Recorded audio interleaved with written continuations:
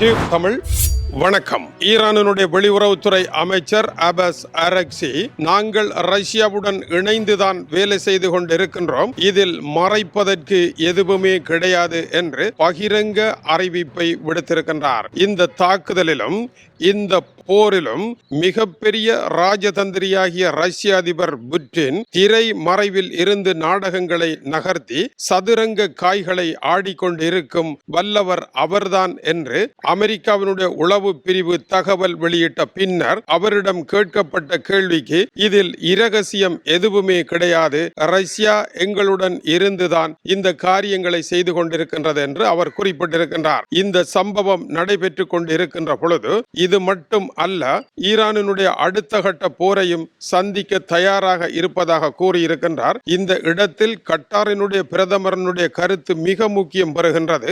அவர் குறிப்பிடுகின்றார், இதுவரை காலமும் நாங்கள் ஈரானுடன் நல்ல நண்பர்களாகத்தான் இருந்தோம். சவுதி அரேபியா, எமிரேட்ஸ் போன்றன தங்களை எதிர்த்து அமெரிக்காவுடன் இணைந்து பொருளாதார தடைகளை கொண்டு வந்து கட்டாரில் ஒரு கருப்பு யுகம் போன்ற நிலை வந்த பொழுதும் கூட ஈரானுடன் நட்பை தான் பேணியிருக்கின்றோம். அப்படிப்பட்ட ஈரான் இன்று எங்களுடைய நாட்டை தாக்கி கொண்டு இருக்கின்றது. பெரும் சேதங்கள் ஏற்பட்டிருக்கின்றது. எங்களுடைய விமான சேவைகள் பறக்க முடியாமல் முடங்கி கிடக்கின்றன. இதேவேளை நீங்கள் ஒன்றை கவனத்தில் எடுக்க வேண்டும். எங்கள் மீது நடத்துகின்ற தாக்குதல் மட்டும் அல்ல, உங்களுடைய இந்த போரானது இப்பொழுது ஏற்படுத்தி இருக்கின்ற பெரும் பிரச்சனை கோர்முஸ் நீரிணையில் ஏற்பட்டிருக்கின்ற தடையும் உலக வர்த்தகத்தினுடைய உயிர் நாடியாக இருக்கின்ற எல்லா தொழில்களையும் இயக்குகின்ற மாய மந்திர பொருளாக எரிசக்தி தான் இருக்கின்றது. எரிசக்தியை நிறுத்திவிட்டால் எந்த இயந்திரமுமே இயங்க முடியாமலும் விமானங்கள் பறக்க முடியாமலும் போய்விடும். இது உலக பொருளாதாரத்தில் திடீரென எலக்ட்ரிக் ஷாக் போன்ற ஒரு நிலையை உருவாக்கி விரைப்போட்டத்தை ஏற்படுத்தும். பொருளாதாரத்தில் கைகள் கால்கள் செயற்பட முடியாமல் விரைப்பு ஏற்பட்டு சென்று விழுவது போல உலக பொருளாதாரம் விரைப்பில் விழப்போகின்றது. அதற்கு நீங்கள் பொறுப்பாக இருக்க போகின்றீர்கள். உங்களுடன் நாங்கள் தொடர்ந்தும் நட்பாக இருக்கத்தான் வேண்டுமா என்பதை உங்களுடைய தாக்குதலை வைத்தே நாங்கள் முடிவு செய்ய வேண்டியதாக இருக்கின்றது என்று கட்டாரினுடைய பிரதமர் தெரிவித்திருப்பதானது நேற்று சவுதி அரேபியா விடுத்த தாக்குதலுக்கு தாக்குதல் வரப்போகின்றது என்ற எச்சரிக்கையை தொடர்ந்து கட்டாரில் இருந்து வந்திருக்கின்ற ஒரு குரலாக இருக்கின்றது. கட்டாரை பொறுத்தவரையில் பொறுமை குலைந்த நிலைக்கு இப்பொழுது கட்டார் வந்திருக்கின்றது. இந்த போரினால் பெரும் பாதிப்பை துபாயும் கட்டாரும் சந்தித்திருக்கின்றன. மத்திய கிழக்கில் இவர்கள் அடைந்த பெரும் பொருளாதார வளர்ச்சியானது ஒரு காலத்தில் சுவிட்சர்லாந்து வங்கிதான்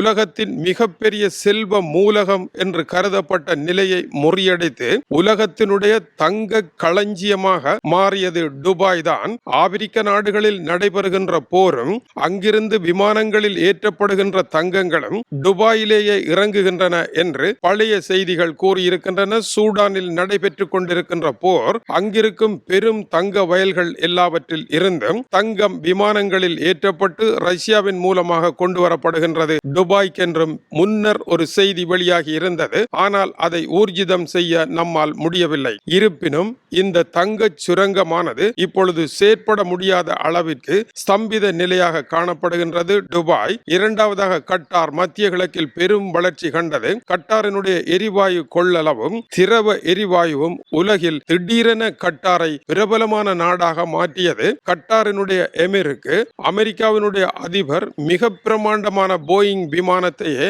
அன்பளிப்பு செய்யும் அளவிற்கு இவர்களுடைய வெற்றி இருந்தது. இது மத்திய கிழக்கில் இவர்கள் மீதான பொறாமை ஒன்றை உருவாக்கியதும் உலக ரீதியான பொறாமையை உருவாக்கியதும் உண்மைதான். இப்பொழுது இவர்கள் செயற்பட முடியாமல் போயிருப்பதானது இந்த போர் இவர்களை செயற்பட விடாமல் தடுப்பதற்கான போரா, இல்லை ஈரானை செயற்பட விடாமல் தடுப்பதற்கான போரா என்ற ஆய்வுகள் வர இருக்கின்ற நிலையில் கட்டாரினுடைய இந்த கருத்து வெளியாகி இருக்கின்றது. கட்டார் தொடர்ந்தும் நட்பாக இருக்க முடியாது என்று கூறுவது மத்திய கிழக்கு சூழ் கொண்ட மேகமாக திரும்புகின்றது. ஈரானினுடைய புதிய தலைவர் நியமிக்கப்பட்ட பின்னர் அபஸ் அரக்சி கூறுகின்றார், இனிமேல் போர் விரிவாக்கம் அடைய போகின்றது. ரஷ்ய அதிபர் அயல் நாடுகளுக்கு போர்களை விரிவாக்கம் செய்வார் என்பதை விட நாம் விரிவாக்கம் செய்கின்றோம் இப்பொழுது புட்டினுடைய வேலையை என்பது போல அவருடைய கருத்து இருக்கின்றது. மத்திய கிழக்கில் நாடுகளுடன் ஈரானுடனான போர் நடைபெறப் போகின்ற நிலையை நோக்கி விவகாரம் வந்திருக்கின்றது. புதிய தலைவர் பதவியேற்றதன் பின்னர் அடுத்த கட்டத்திற்கு பாகம் 2ற்கு இந்த போர் செல்ல போகின்ற நிலையில் கட்டார், துபாய் போன்ற நாடுகளினுடைய பொருளாதாரத்தின் மிகப்பெரிய பிரச்சனையை உருவாக போகின்ற ஒரு சூழலில் கட்டாரினுடைய இந்த கருத்து வெளியாகி இருக்கின்றது. அதுபோல அரபு எமிரேட்ஸ் நாடுகளும் கடுமையான கண்டனத்தை வெளியிட்டிருக்கின்றன. இந்த போர் காரணமாக தாம் பெரும் பிரச்சனையை சந்தித்து இருப்பதாகவும் தங்களுடைய மக்களையும் தங்களுடைய பொருளாதாரத்தையும் இனி தாங்கள் காப்பாற்றுவதை தவிர வேறு வழி இல்லை என்ற நிலையும் குட்ட குட்ட குனிபவனும் மடையன் குட்டுபவனும் மடையன் என்கின்ற நிலை வந்துவிட்டது. இந்த வியூகத்தில் பெரும் தவறை ஈரான் இழைத்து விட்டதாக இந்த நாடுகள் குறிப்பிடுகின்றன. முதலாவது அமெரிக்காவுடன் ஏற்பட்ட போரில், இஸ்ரேலுடன் ஏற்பட்ட போரில் மத்திய கிழக்கு நாடுகளின் மீது தாக்குதலை நீங்கள் நடத்துவீர்களாக இருந்தால் விளைவு என்ன ஆகும்? கடைசி நாமே நமது வீட்டு கூரைக்கு தீ வைத்ததாகத்தான் முடியும். அந்த நெருப்பு தான் இப்பொழுது எரிந்து கொண்டிருக்கின்றது. போரை நடத்தி கொண்டிருக்கின்ற அமெரிக்கர்களுக்கும் இஸ்ரேலியர்களுக்கும் இந்த தீ எங்கு பரவினாலும் லாபம்தான். ஏனென்றால் உலகத்தினுடைய பொருளாதாரம் எரிபொருளில் இருந்து மாற்றமடைந்து மின்சாரத்திற்கு செல்ல போகின்றது. மின்சாரத்திற்கு செல்லுகின்ற பொழுது மத்திய கிழக்கினுடைய பொருளாதார பலம் முடிவடைய போகின்றது. அந்த விளிம்பு நிலையில் நாம் நிற்கின்ற பொழுது இப்பொழுது மத்திய கிழக்கு எரிய தொடங்குமாக இருந்தால் விமானங்கள் மத்திய கிழக்கை விட்டு வெளிப்பக்கமாக பறக்கும், மின்சார கார்களினுடைய விற்பனை அதிகரிக்கும். இது பெரும் பொருளாதார சிக்கலாக மாற்றமடையும். இந்த தூரத்து நெருக்கடிகளை எல்லாம் இந்த நாடுகள் இப்பொழுது சுட்டிக்காட்டுகின்றன. ஈரானுடைய செயல் ஈரானுக்கு லாபமானது என்பதை விட அமெரிக்கா இஸ்ரேலுக்கு ஏன் லாபமாக இருக்கக்கூடாது என்ற பொருள்பட இந்த கேள்விகளை இப்பொழுது கேட்க ஆரம்பித்திருக்கின்றார்கள். இந்த நிலையில் பிரான்சிய அதிபர் எமானுவேல் மேக்ரோன் சற்று முன்னர் உடனடியாக ஈரான் மத்திய கிழக்கு நாடுகளின் மீது நடத்தி கொண்டிருக்கின்ற போர்களை உடன் நிறுத்த வேண்டும் என்றும் இது தவறான செயல், தவறான கணிப்பு என்றும் அவரும் சுட்டிக்காட்டி இருக்கின்றார். ஈரானுடைய அதிபர் பெசஸ்கியானுக்கு பகிரங்க அறிவிப்பில், தயவு செய்து நீங்கள் போர் புரிவது உங்களுடன் போர் புரிகின்ற நாடுகளுடன் நீங்கள் போர் புரிந்தால் அதில் ஒரு நியாயம் இருக்கின்றது.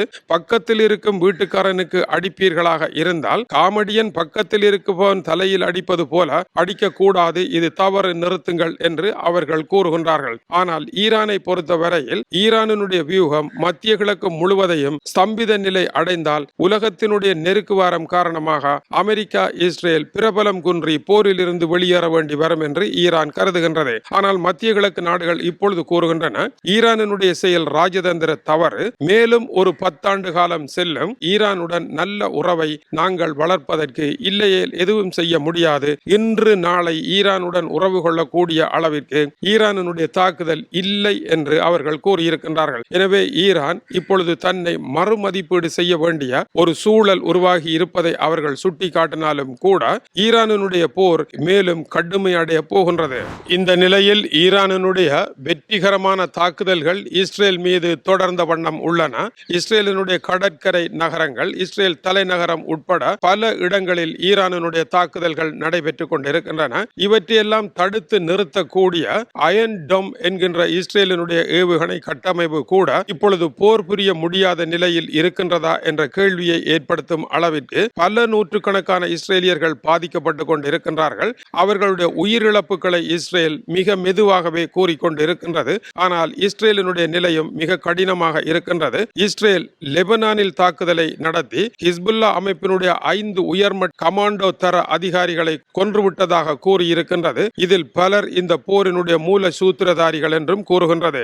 இஸ்ரேலினுடைய ஐடிஏ படைப்பிரிவு டெலிகிராமில் எழுதியிருக்கின்ற தகவலின்படி லெபனான் நாட்டிற்கு உள்ளே ஈரானுடைய ரெவல்யூஷன் கார்ட் படைப்பிரிவு கடைகளை பரவக்கூடாது, அவர்கள் எங்கு சென்றாலும் அந்த கடை பரவலாக்கத்தை நாங்கள் நிறுத்திய தீருவோம் என்றும் அவர்கள் தெரிவிக்கின்றார்கள். அதேவேளை ஈரானுடைய புதிய மத தலைவராக கமேனி என்கின்ற பெயரில் இன்னொருவர் வந்தால் அவர் மீதான தாக்குதல் தொடரும் என்று முன்னரே இஸ்ரேல் அறிவித்திருக்கும் நிலையில், நீ தாக்கிப்பார் நான் சந்தித்து பார்க்கின்றேன் என்ற நிலையில் விட்டு கொடுக்காமல் மரண போர் ஒன்று நடைபெற்றுக் கொண்டிருக்கின்றது. இந்த வாழ்வா சாவா போராட்டத்தை யாருமே நிறுத்த முடியாத ஒரு சூழ்நிலையில் இந்த போர் போராக நின்றால் மட்டுமே நிற்க முடியும் என்ற இடத்தை நோக்கி நகர ஆரம்பித்திருக்கின்றது. அதேவேளை உலகத்தின் பல பாகங்களில் இருந்தும் இலங்கை வந்திருக்கின்ற பல பயணிகள் டோஹா வழியாகவும் துபாய் வழியாகவும் கனடா, அமெரிக்கா, ஐரோப்பா போன்ற நாடுகளுக்கு செல்ல இருந்தவர்கள் இப்பொழுது எந்த வழியால் செல்வதென்று தெரியாமலும் இந்த போரில் ஒரு மூச்செடுக்கும் தருணத்தை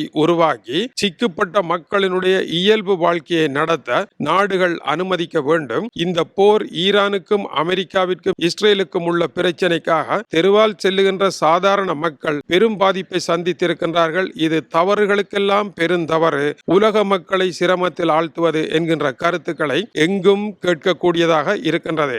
ஆனால் யார் கேட்க போகின்றார்கள்? நாம் துன்பப்படுகின்ற பொழுது உலக மக்கள் வாய்மூடித்தானே கிடந்தார்கள், இப்பொழுது அவர்கள் வாயை திறந்து என்ன பயன் என்று ஈரான் கூறுவதையும் கேட்க முடிகின்றது. எனவே சமரசமற்ற ஒரு நிலை நோக்கி உலகம் என்கின்ற வாகனம் வந்து இப்பொழுது சிவப்பு விளக்கில் நிற்கின்றது. அது எரிகின்ற பச்சை விளக்கு நல்லபடியாக அமைய வேண்டும் என்று இந்த காலை நேரம் கேட்கின்றது உலக தலைவரிடம். இது டியூப் தமிழனுடைய உலக செய்திகளுக்காக இலங்கை வடபுலம் யாழ்ப்பாணத்தில் இருந்து கீசே துரை. வணக்கம் உறவுகளே.